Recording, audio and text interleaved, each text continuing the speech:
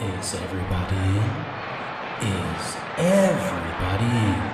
The show is about to begin.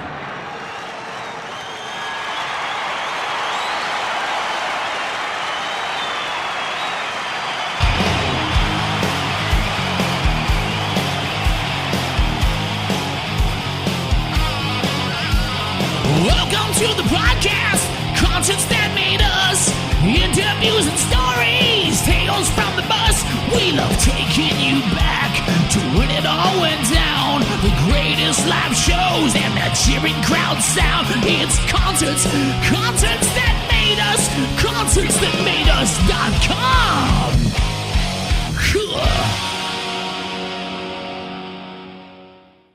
On this episode of Concerts That Made Us, I'm chatting with Rob and Becky from Dystopica. Dystopica are a heavy metal band from Connecticut. They have a very distinct sound blending hard rock, heavy metal, thrash metal and progressive metal. I think you're going to enjoy this one.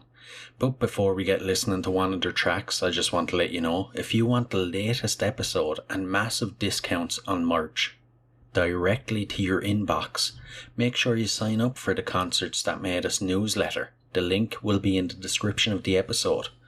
So, without further ado, let's get on with the show.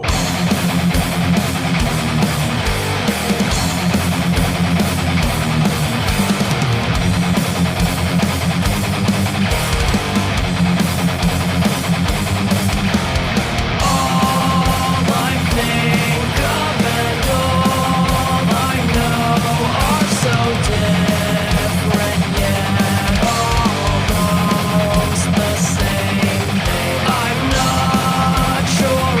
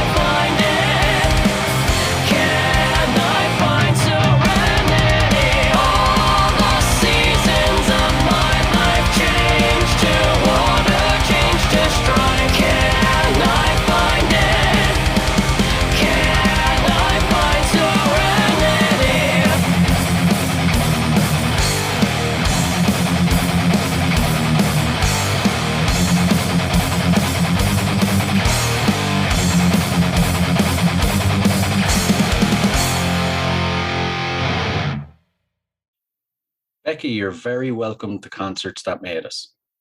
Thank you for having me. I'm delighted to have you. I feel like we're going to have a really interesting chat about your music now. Thank you. And I know I must tell the listeners that Rob will be joining us at some stage. So if they start to hear another male voice, don't get too worried. It's just Rob after joining the interview. So we just opened the episode with your song Seasons. Would you like to tell us a bit about it? Yeah, so that song actually thought of a while before writing it. And yeah, it's basically about searching for peace in the midst of chaos, which I think is really relevant to what's going on today. Yeah, especially in a post-COVID world, huh? Yeah. Yeah. So we'll give the listeners a sense of you with regards to music, where you came from, how you became a musician. Can you remember your earliest musical memory? Like, that's hard to say. I've been, listening to music obviously my whole life, listening to metal music my whole life. I started singing when I was like 10. I started taking voice lessons. So I've always been, in doing music. So. Yeah. And you mentioned you took voice lessons. I Yeah. take it they were very conventional voice lessons. They weren't kind of influenced by heavy metal or stuff like that. How do you think your voice coach would feel about you being in a metal band and singing that way? I'm classically trained, and I still I'm actually a music major, and my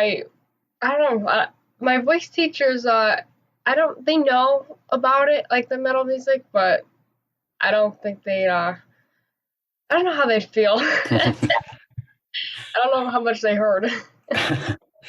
Rob has just joined us now as well. Rob, you're very welcome to Concerts That Made Us. Hi, thank you very much for having me. I'm delighted to have you. So I was just asking Becky, can she remember her very first musical memory? Oh, my very first musical memory. Let's see. We're going to have to go way back there. Let's see. I think the very first musical thing that I did probably was my parents used to play a lot of classical music when I was growing up. And so I remember listening to, let's see, it was the Eine kleine Nacht music, dun, dun, dun, dun, dun, dun, dun, dun, dun, from Mozart. Oh, yeah. So I remember listening to that as a kid and conducting the radio, basically. And that was my earliest memory. Yeah. That's an interesting choice. So classical music, being a hard rock metal musician, how do you think the classical music kind of influenced you or led you towards metal? Oh my gosh, I can kind of almost sum it up in one word: Yngwie. Right. That's all it took, really, is once I found out that that Yngwie Malmsteen was a fellow who plays pretty much everything classically, including the way he plays guitar. He plays in classical position. I do too. I found out it's actually better that way because it gives me more access to the frets, and the other position is just a little awkward for the hands, so it kind of doesn't really, it's not very ergonomic. But yeah, honestly, I've heard classical reference after classical reference in heavy metal music almost constantly. I can give one very obvious example and one hidden example. The very obvious example would be at the end of Necrophagist Only Ash Remains, he suddenly breaks out into Prokofiev's, I forgot, it's called The Montagues and the Capulets, and it's from Romeo and Juliet. So that's one. And then the less obvious one is, I forgot what song it is, but it's by Immortal, and he randomly throws in the Imperial March. Right. I forgot which one it is, but I think it's off of Battles in the North. So I see. And growing up, was there a certain point in your lives where something or somebody influenced you and you thought to yourself, I want to be like them. I want to be a musician. This is what my life is going to be? Well, for me, growing up, I mean, my mom loves Pat Benatar, so at a young age, she'd show me like, different 80s like metal and rock, and I was very influenced by Pat Benatar, I'd say. Yeah. Yeah, that's a great influence to have. She is one of the legends of rock music. Yes. I would say in my case that it was kind of interesting. I think that, after having gone to concerts and seen concerts as a kid, and when I was in elementary school, there's where I live, we have a local Philharmonic. They come to the schools quite often, and they show off their instruments to the kids, and they play for us. And I even remember meeting the conductor, who sadly passed away a couple years ago. But I remember meeting him as a kid, and I think a lot of it was the fact that all of the music teachers in this particular area, they all seem kind of interconnected.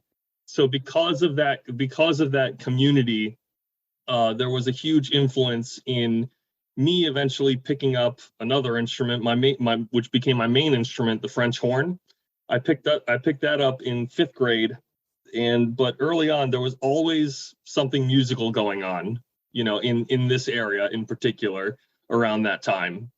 And then in high school, that was when it got very serious, because that was another music teacher who, even at a private school, she knew all of the local teachers in the area. So it's just that kind of thing where everybody knows each other, and if you gravitate towards it, you kind of get pulled into the fold. Yeah, I get you. Geez, you guys are really lucky. It seems like you grew up in an area that really nurtures music with kids growing up. There's a lot of places, even where I'm from, we had, I've said it before on the podcast, but we had music lessons in school, but it was like a tin whistle or like a flute or something like that. And like, it was like almost like the teacher didn't even really want to be there. There was no sort of nurturing music with the kids to get them into music and maybe grow up and be musicians. Then obviously in secondary school or high school, you'd kind of see rock stars on the TV and be like, oh, I want to be like them. You pick up a guitar, form bands with your friends. When you guys were in high school, then, was it a case of that? I know you had the classical training and all, but were you forming bands with other high school students? Yeah, I was in a band in high school. We did I was in a band for like 5 years, something, like through high school, and then like a year after, touring and doing local shows and stuff. Mostly just cover music, though. We never really did our own music. That's where I did this.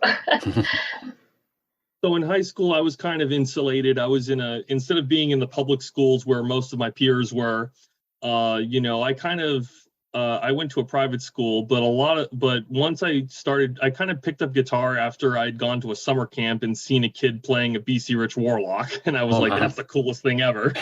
So after I picked it up, then the school that I went to, though, was a Baptist Christian school, and a lot of their music is it ranges anywhere from like really old hymns from way back when to more modern contemporary style of music. And a lot of the kids in that school, a lot of them played guitar. A lot of them played mostly acoustic too. So I used to kind of after school, I used to hang out. We used to kind of play with each other. We used to kind of if we were on retreats or any of these kinds of extracurricular things, they'd bring their guitars and we'd play with each other. That was kind of really about it, though. A lot, and then also I was gonna say in the Boy Scouts, a lot of my pals in there were also in bands. They were more in local bands because they actually went to the public schools, so they actually knew a lot more people. And so they had already played out a bunch, and so that's another group of folks that used to bring their guitars to camp or whatever, and we would sit by the fire and play, Yeah. Sounds it's like that's like a typical American thing from a European's point of view, sitting around a campfire with the guitar, having a good old sing song. It seems almost I don't know, over here we wouldn't really get to do that too often because we have quite bad weather, and even in the summer you might have like maybe a week of good weather and you'd go out camping, but the whole campsite sitting around the fire singing, it's kind of a real American stereotype, you know what I mean? Yeah, I'd say so. And but I also think it's kind of it's also pretty cool in a way too, because it kind of stresses the communal experience that music is, at least from my point of view. In the States, I've noticed that the most successful musicians come out of a community. So if there's a communal experience that fosters that, then you kind of you get that development out of it. So I would say that was definitely a huge part of my musical training, even though I probably hadn't noticed it at the time. Yeah. That you touched on something there. That is a really major part of music, especially growing up, the community part of it, and even for bands that are established, I feel like they should still be part of a community. And once you get successful, you bring others with you, Yep. But we'll flash forward then. How did you guys get together and start doing music together? So I formed the band like in 2019 originally, but I met Rob in 2020 and asked him if he wanted to play guitar on it. And we met in college. Yeah, we went to the same school. We went to Western Connecticut State University. I was going there actually for my I had already been teaching Spanish for a little bit. That was my current teaching certification, and I wanted a different one. I wanted one in music because I found that after teaching Spanish for a while, I was actually starting to get kind of I was starting to feel like, what, I don't think this is really me, and then I saw that music was definitely more me, especially after student teaching. After that, I was like, that was definitely a lot more fun than I had when I was student teaching Spanish. That's for sure. So I went. So at WestCon, Becky came up to me and noticed that I'd played guitar and asked me to play for her. So I said, all right, and that was pretty much it. Yeah. And were you both into the same kind of music starting off? Did you have the same vision of the sound you wanted? Well, we are into the same kind of music, so that was kind of like, easy to find the sound. Like, I know Rob's into a lot of thrash metal, so am I. I'm into a lot of like 80s bands like Iron Maiden, Judas Priest. Yeah, when I heard the tunes at first, it was something that I said to myself, we could work with it, we could develop it a little more. And I think once we met our current producer, Nick, I think that was when we really found out what, exactly how we wanted the sound. Yeah. And when we could really bring in some more influences from the outside. So I think that at first we, Becky kind of had an idea.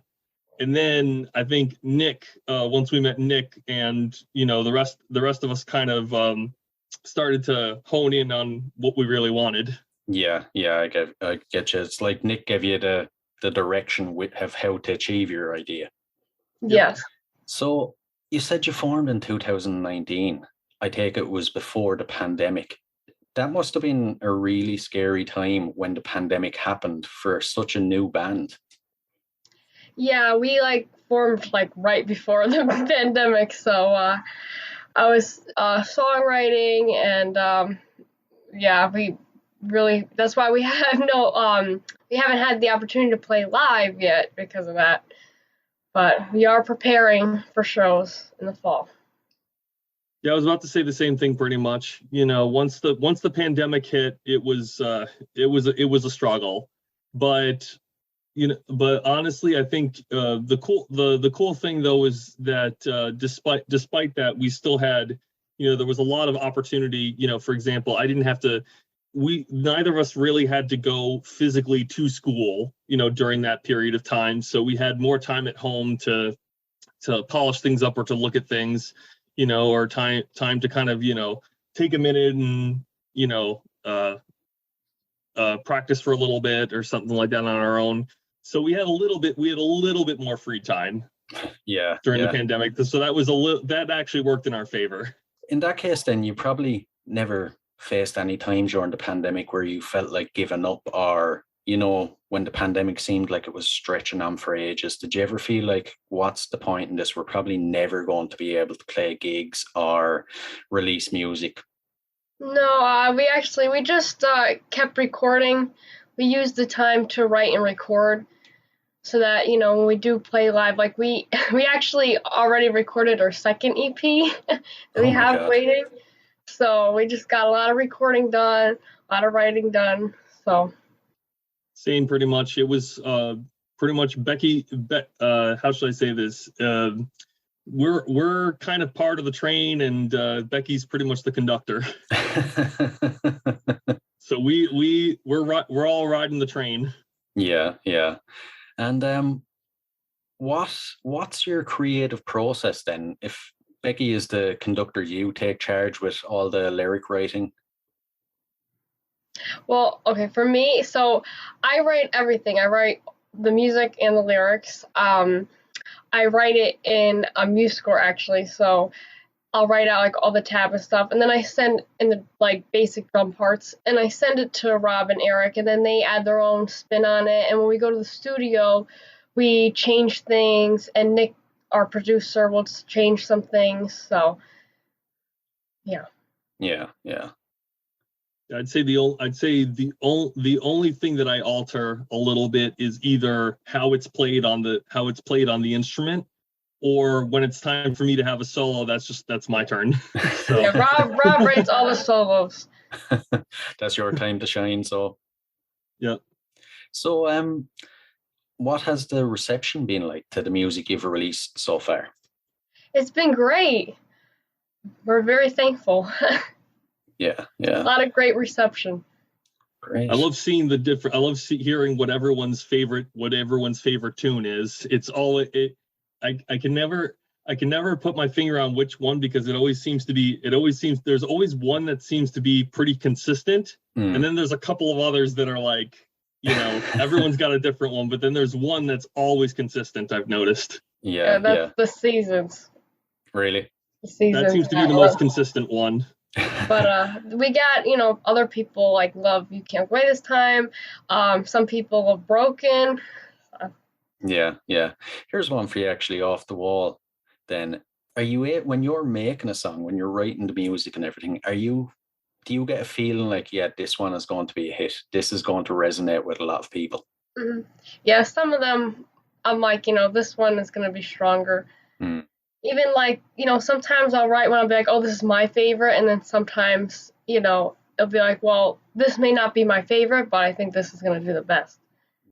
Yeah, I kind of feel, I would say the same. Usually after hearing it, that's when I say, oh, this one's the one. And, traditionally a band builds a following by playing gigs, the meet and greets, face to face, getting your presence out there. How have you approached building a following for the band when you're not able to play gigs? We've been promoting through social media, building up our social media, and we've thankfully been able to reach a lot of people and got a great reception. Oh, great. I think also our friends and family too. Oh, yeah. Of course. Yes, of course. Can't forget about them. No.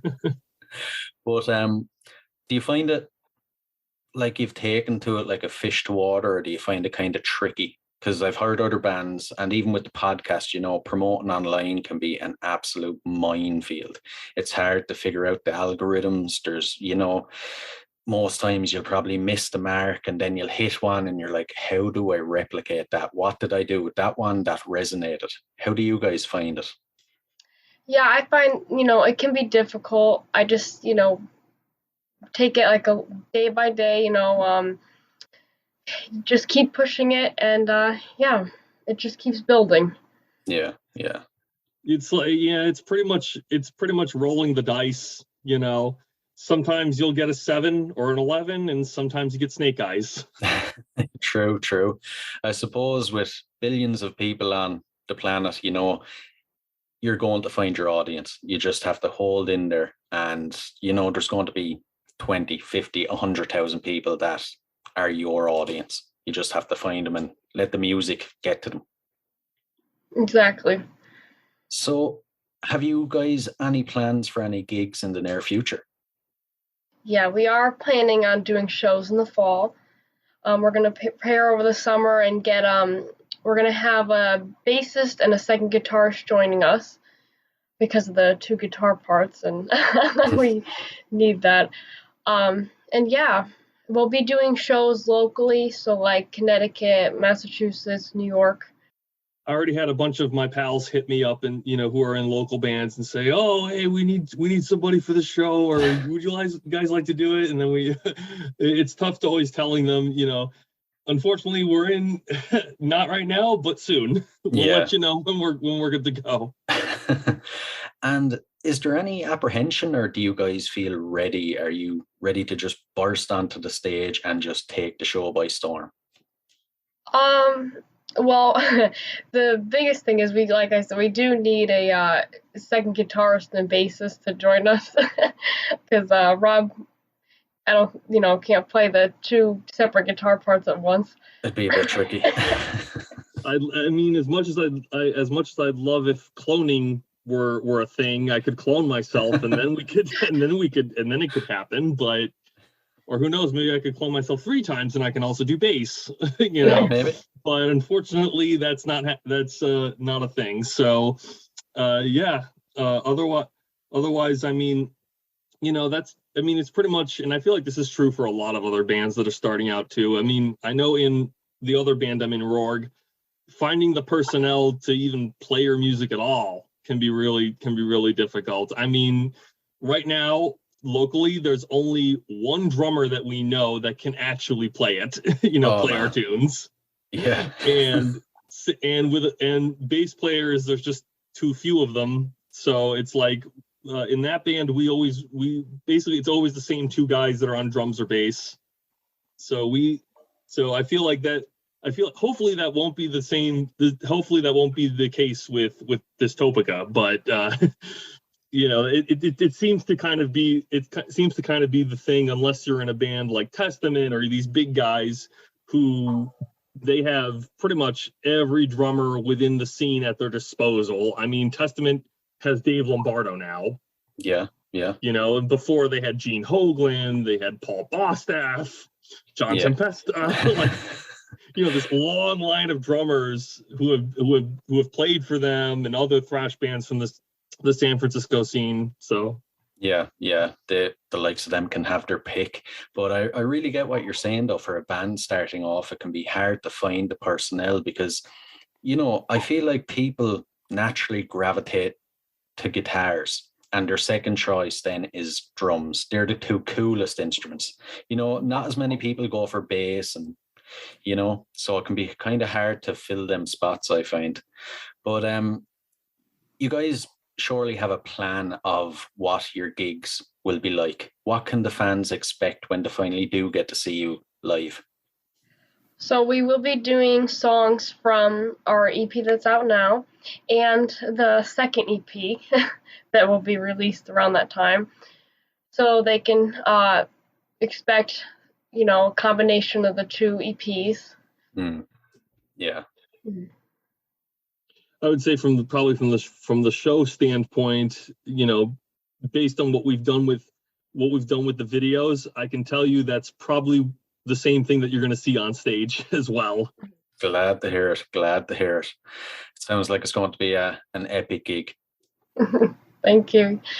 So, I've one for you actually. How has it been being in a female-led metal band? Do you find it harder than, say, your male counterparts, or is it easier?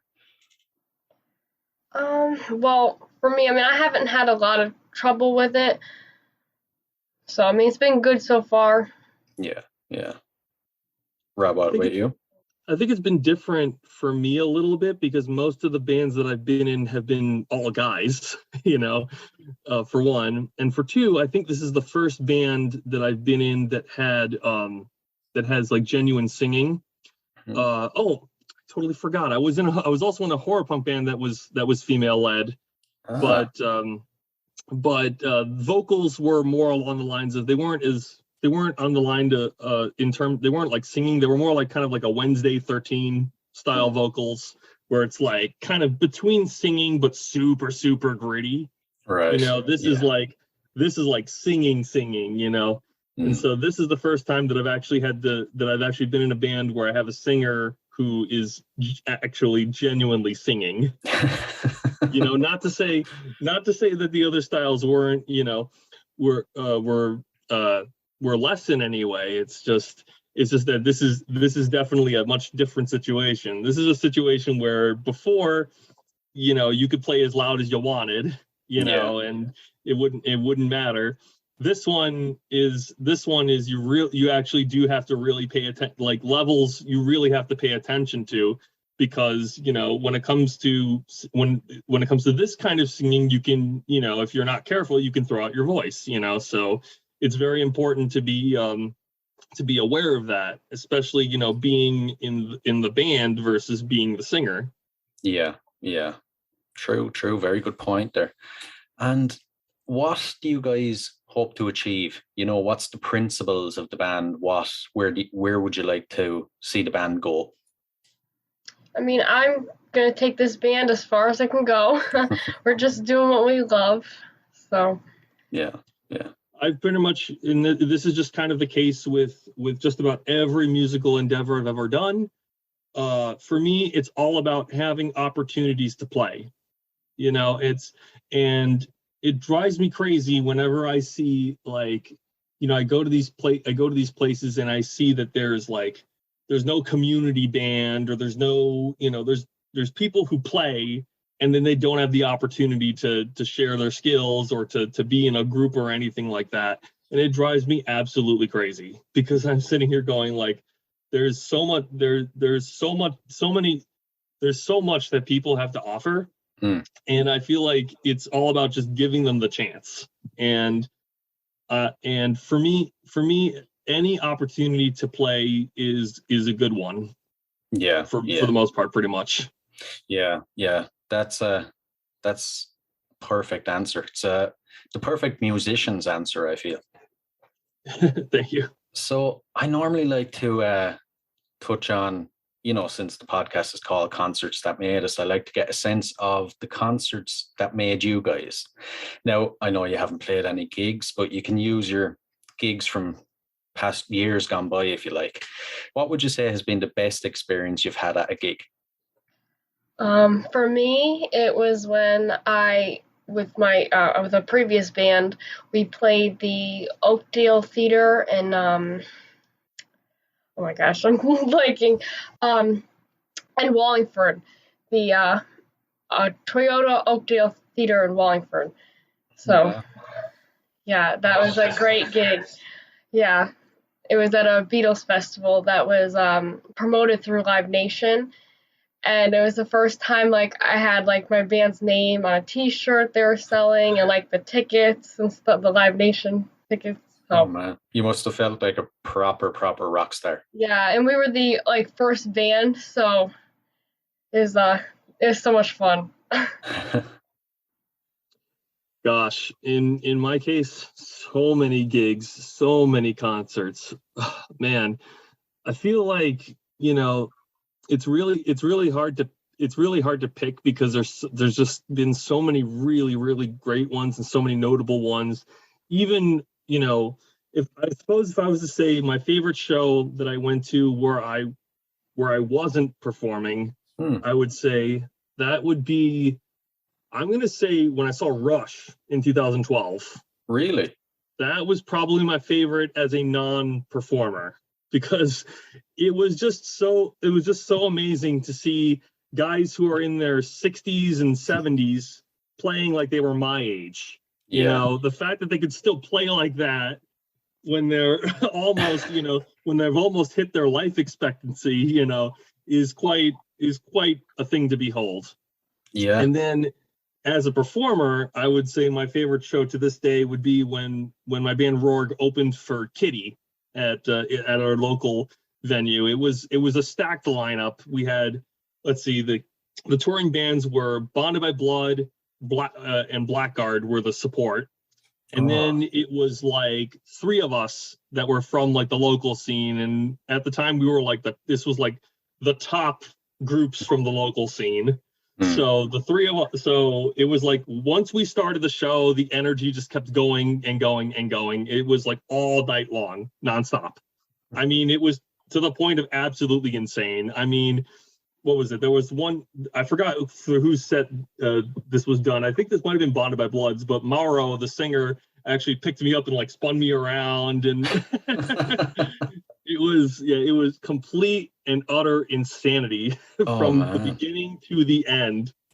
And it was just really a sight to behold. My friend's band Mythology played. They were a 2-person black metal band. They covered Transylvanian Hunger by Dark Throne. Everyone lost it. Then our friend's band Necroptic Engorgement played, and they were like the heaviest band in our area at the time. So, you know, that really brought everyone out, and honestly, it was just so unforgettable. Yeah. It was the first show where I was actually completely exhausted by the end of it. Beyond completely exhausted. I actually had, during Kittie's set, I actually had to sit down on the couch for a little bit. Oh man, I'm not surprised. I'm not surprised that's your best gig. You know, it sounds like that'll be in your memory for years. It's going to take one hell of a gig to top that. Oh yeah. I mean, I'd say the second place is when we opened for Warbringer and Enforcer, mainly for 2 reasons. Because of the promo that we did for it, I actually got a cameo of Gary Holt to do a promo for our show. So that was one. So that was part of it, and the other part of it was the fact that at our very last song was Judas Priest Painkiller that we covered. So, and of course the audience absolutely loved it. So everyone had a good time. I'd say so. And not to get too negative, but we'll flip it around. Is there a gig or an experience you would say was the worst you've had? And how did you deal with it? For me, it's hard like to say. I mean, I've had like some great ones, some they're you know. I'm not sure if there's like one that I could pinpoint as the worst, you know. But there are like gigs that aren't, you know, as good. I just, you know, just take it and just, you know, look forward to the next opportunity. I think regardless, even if the gig isn't going bad, you still kind of put your all into it and make sure the fans are having a good time, I suppose. Yes. Yeah, and I would say in my case, there was, oh my gosh, I would say there were three that were, I call them bum gigs, if you will, that just completely bombed. And I would say of the 3, I mean, I'm gonna keep one to myself, mainly because that one wasn't my fault, but I feel just embarrassed even talking about it because of how absolutely catastrophic and dramatic it all was. So I'm just gonna leave that one alone. Okay. But I'll go with one that was my fault. Right. This one. So my band, my other band, we'd formed at our university, and I always wanted to play there. You know, I always wanted to play, you know, at our university because that's where we formed, and that's just I feel like that's part of the principle. You know what I mean? Yeah. So I got in touch with the there was this, you know, whoever runs the underground. They're called the Undergrounds is the name of the what it's called, that program at that university. And he told us, I mean, at least what I thought was really cool was that he not only did the guy pay us, he also got us a hotel room, and he also got us food, so he treated us like alumni should be treated. Yeah, I gotcha. So that's the good news. The bad news is that I did not realize that the underground shows were exclusively for people who had university IDs. Right. So that meant what I thought I could get all the locals from Binghamton who knew us. I thought I could get all of them to come to the show. And nope, we only got the students. And the other thing is, those students didn't even know who we were. Oh, man. So it's like everything that I had expected and I had hoped for just didn't happen. And so that was a bum thing. But at the end of the day, I mean, it was really nice to at least play the stage where we started. Yeah. Because that really was where we started. So it was nice to do that again. And it was nice to get the free food. And it was nice to kind of be in a familiar setting that's part of our history. So we chalked that one up as a bucket list, if you will, kind of things to do before you die. Yeah. So at least we did it. You know what I mean? True. And at the basic level, it's experience. It's still a gig, even if it didn't go well. It's still a gig. Absolutely. So before we move on to the last couple of questions, what's the future plans for the rest of 2022? Can you tell us about the next EP? Mm-hmm. Yep, so we will be releasing another EP, and we'll be releasing 2 singles before the whole EP is released. We also we covered an Alice in Chains song, Them Bones, which we'll be releasing soon. Oh man, I can't wait for that. We have a video for it of us recording the album release. And touring, doing shows, local shows. Brilliant. Rob, anything to add in? Pretty much the same thing. Pretty much the same thing. I am really excited about that cover, though. I've always had a soft spot for playing covers, I guess, but that's probably because of the fact that, when you're a classical musician, that's kind of all you do, really. Yeah. You're always playing other people's music. Yeah. But so it's just kind of part of the training, I guess. And but Them Bones kind of has a particular soft spot for it, because not only did I play it God knows how many times in Guitar Hero 2 as a kid, but I remember I didn't find this out till much later, though. I was playing Doom 2, and I got to this level called Bye Bye American Pie, and all of a sudden I'm like, is that Them Bones by Alice in Chains? How did they really manage to get past the copyright? So that was really cool. Yeah. I'm similar to yourself. I absolutely love that song. I seriously can't wait to hear the cover. What made you decide on that song out of the many thousands of songs out there? Well, that was actually Rob's idea. I was thinking. And I just saw it because there was a Jerry Cantrell signature guitar in the studio, and I was like, oh, that looks neat to play. Yeah. So we'll move on to the last couple of questions.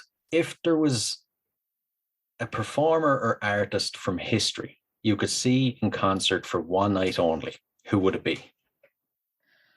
For me, it would be Rush, because unlike Rob, I never had the opportunity to see Rush. Obviously I can't see them now.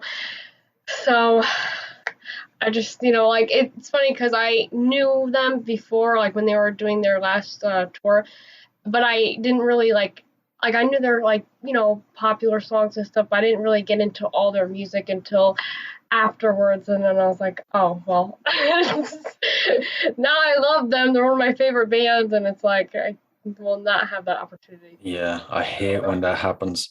But like Rob, when you were saying you've seen them, isn't it so fulfilling when you see these legacy bands that can actually still hold it together at that age? Yup, and it was the same case with Black Sabbath even. That was another a big Really? shock to me. I was Yeah, I saw them. So Really? yeah, I saw Black Sabbath. At least, yeah. Yeah, the Yeah, fact they that were Tony amazing. Iommi can still hold it down is absolutely insane. And he's Yeah. missing 2 fingers. Like,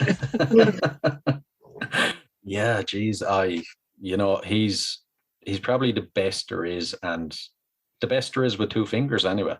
But I'm Yeah. seriously jealous of you guys. They're on my bucket list, the ultimate bucket list. I'd love to see them once.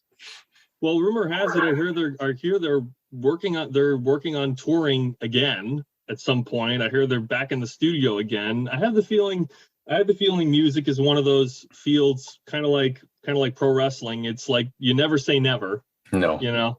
no. And which band would you pick to see in concert for one night only? Oh my goodness. This one hit me like a ton of bricks back in 2000. I think it was 2010 we lost him. Yeah.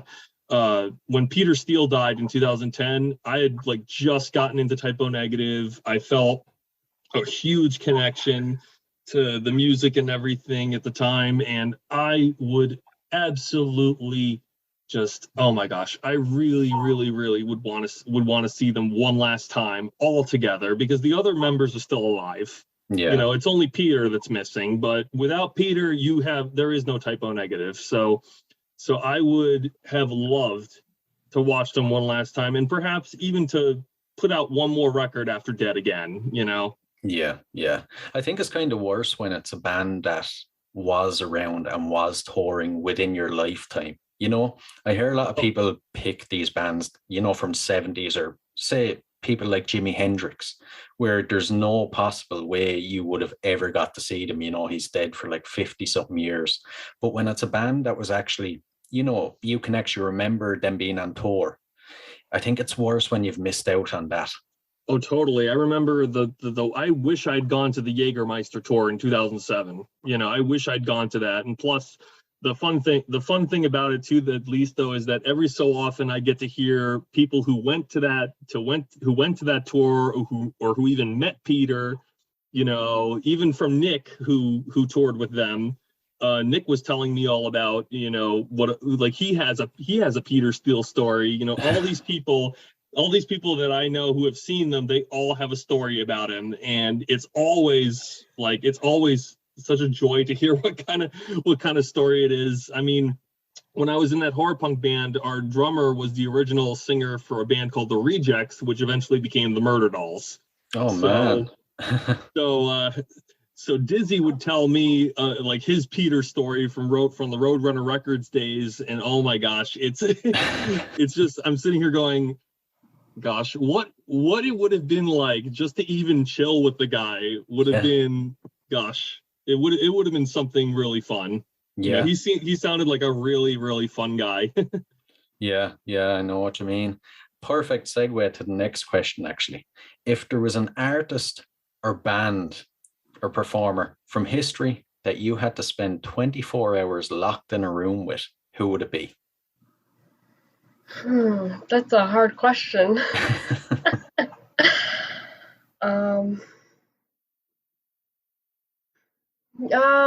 You know, maybe I would say Pat Benatar. I know I brought her up before, but I did meet her and her husband, and they're very nice. And you know, I look up to her as a female singer. Yeah. What would you hope to learn in the 24 hours? Wow. Just you know, talk about like, you know, it's a hard question. I suppose you could music, you know. Yeah. Music, yeah. You could ask her how she built such a long, successful career. Yes. Yeah. And Rob, yourself? Oh my, it's a toss-up. It's either Ozzy Osbourne or Tony Iommi, and one of the two. And honestly, in either case, I probably wouldn't say anything, because I would probably ask them. I would sit there and be like, just tell me the stories of old. Just tell me the stories. Tell me everything that happened way back in the day. Tell me every little detail, every tour, everything that happened on a tour, everything that happened when you were recording a song, every, just all the stories, because it's one of those things where I remember like watching just an interview of Ozzy, like when he was listening to the tapes of Randy Rhoads playing, just kind of fooling around, even though the song was over. Like Randy's still shredding, like, and I'm like, does this guy ever know when to stop? Like, he just keeps going. Like, how does this guy keep going? Yeah. And Ozzy's just sitting there completely bewildered, like, God Almighty. And I could listen for hours just to hear them talk about, about their lives and just their stories and everything, about how they went about their music. It's just, that's always what I think to be one of the best parts. I think I kind of almost wish we had an inside the actor's studio, but for musicians. Yeah, actually that'd be heaven. That actually would be. Complete with what is your favorite curse word? Because it's got to have it. Yeah. But those two, I feel like, are one of the few where 24 hours probably isn't enough. You'd keep going back for more. Oh, totally. I could, like I said, if Tony Iommi was running a clinic in my town or something like that, I'd be the first to sign up. Yeah. And I would pray that literally nobody would ask any questions until the very end, and there'd be just him talking the whole time. Yeah, that'd be ideal. So, is there a song that would appear on the soundtrack to your lives?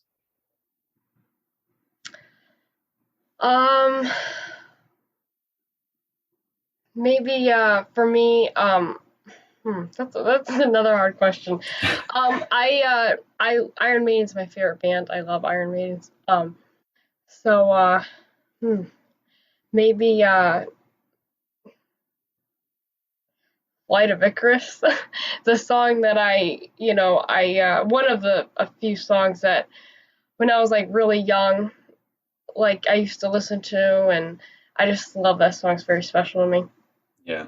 Good choice. It's a great song. Man, oh boy. It's another toss-up for me, but at least it comes from the same album. Okay. So for me, like, I always said that my Desert Island album was the Boston self-titled record. Okay. So, and I would go with either Rock and Roll Band or Peace of Mind. Right. So either one of those tunes, I mean, they both sound kind of similar anyway. But, for me, it's like with Rock and Roll Band, I mean, it tells pretty much the story of what it's like to be in a band, and the whole, from beginning to end, all of it true. Yeah. And then Peace of Mind is just a song that, it's crazy. It's like I could be in such a rut, and if that comes on the radio, you'll just see my eyes light up immediately. Right. It immediately just takes me out of Badland and puts me in Happy Land. Yeah. And that's exactly what music should do. Yep. So the final one, is there something I should have asked you guys? I don't think so. Okay. I would have said the Desert Island album question. Okay. You already answered that, so listen, guys, thanks a million for coming on. It was a real pleasure chatting with you, and I can't wait to see what you do in the future. Thank you for having us. Absolutely. Likewise. Thank you for having us. Yeah.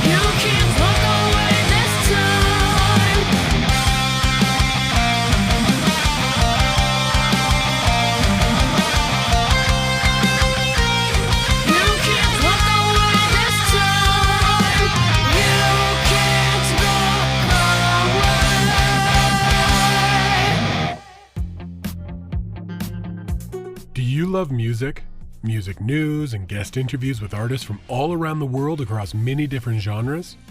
My name's Nolan, and I love music. In fact, I love music so much I created a podcast entirely dedicated to it called Every Podcast I Love Is Dead.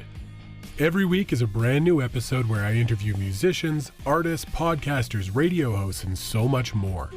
New episodes are available every Thursday on all your favorite podcast streaming platforms, and you can check us out on social media and at everypodcastiloveisdead.com. Hope you can join me. Hey guys, I really hope you enjoyed this episode. I for one surely did. Now, if you enjoyed this episode, be sure to rate and review us on iTunes. Your 5-star review will be read out on the show. And don't forget, you can now rate us on Spotify. You can find and follow us on all social media at Concerts That Made Us Podcast. And don't forget to check out the website at www.concertsthatmadeus.com. And if you'd like to support the show, you can do so by signing up at patreon.com/Concerts That Made Us. So, until next time, keep rocking.